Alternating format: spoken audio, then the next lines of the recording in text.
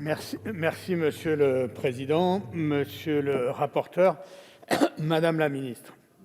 Le projet de loi organique relatif à l'élection du Président de la République que nous examinons comporte plusieurs volets qui n'appelleront de notre part ni critiques ni commentaires particuliers s'agissant d'intégrer dans la loi de novembre 62 des dispositions qui ont été inscrites depuis dans le code électoral avec l'objectif de sécuriser la tenue du scrutin. Pour la plupart, nous y sommes favorables, en particulier lorsqu'elles ont vocation à encourager la participation au scrutin ou à faciliter l'accès au vote, je pense en particulier aux détenus. Nous sommes favorables également aux simplifications et dispositions qui tiennent compte des outils numériques, comme la mise en place de téléservices de dépôt des comptes de campagne ou de délivrance de reçus aux associations de financement, services opérés par la Commission nationale des comptes de campagne et des financements politiques. Sur le sujet de la numérisation, nous notons que vous êtes conduits à reporter la dématérialisation des parrainages à 2027, ce que nous regrettons, et nous regrettons d'ailleurs que les propositions que nous avons faites dans ce domaine, celui du numérique, n'aient pas été jugées recevables. En effet, la mise en place que nous avons proposée d'un téléservice pour la demande et la délivrance de procuration serait sans doute une bonne idée pour faciliter les démarches de procuration et ainsi contribuer à soutenir la participation au scrutin, ce qui suppose, pour limiter les flux et les risques sanitaires afférents, et plus particulièrement pour les personnes les plus fragiles. Mais ça a un autre avantage, c'est celui également de soulager les commissariats de la charge d'accueillir et de collecter les demandes de procuration afin de libérer les agents du service public et les policiers sur d'autres opérations.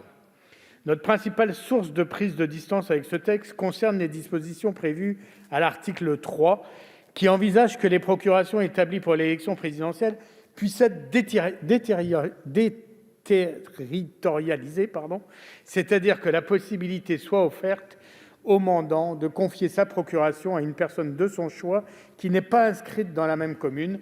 Nous considérons qu'une telle disposition est porteuse de risques.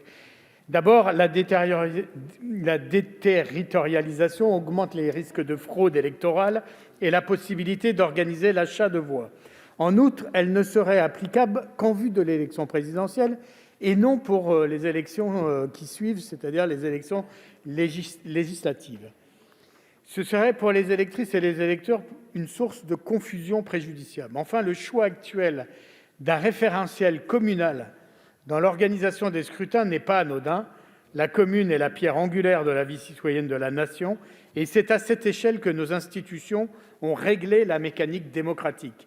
Il convient, selon nous, de ne pas l'affaiblir. C'est pourquoi nous portons un amendement de suppression de cet article 3.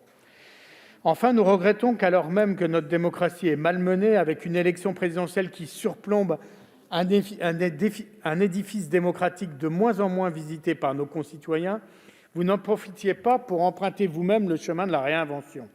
Ce ne sont pas les projets qui manquent. Je pense notamment à la proposition de loi déposée il y a quelques années par notre ancien collègue Alain Bocquet, se proposant de faire tomber le verrou des pseudo-duels de second tour en permettant, le cas échéant, à plusieurs candidats ayant atteint un seuil le permettant de se présenter au second tour, une proposition qui libérerait le pays du carcan qui le conduit à devoir choisir entre seulement deux chemins, favorisant ainsi le vote par défaut et non le vote d'adhésion, et écartant d'autres familles politiques tout aussi structurantes des débats démocratiques. Je pense également à la question soulevée par les modalités actuelles du financement de campagne, toujours plus coûteuses, fortement dépendantes du rapport des candidats aux banques ou à leur capacité à mobiliser de généreux et fortunés donateurs. Mais la réinvention supposerait de l'audace pour s'éloigner du conformisme, d'une lecture toujours plus monarchique de nos institutions, auquel n'échappe pas ce texte. Néanmoins, parce que nous le considérons principalement comme technique plutôt que politique, et sous réserve du débat sur notre amendement de suppression, nous voterons ce texte.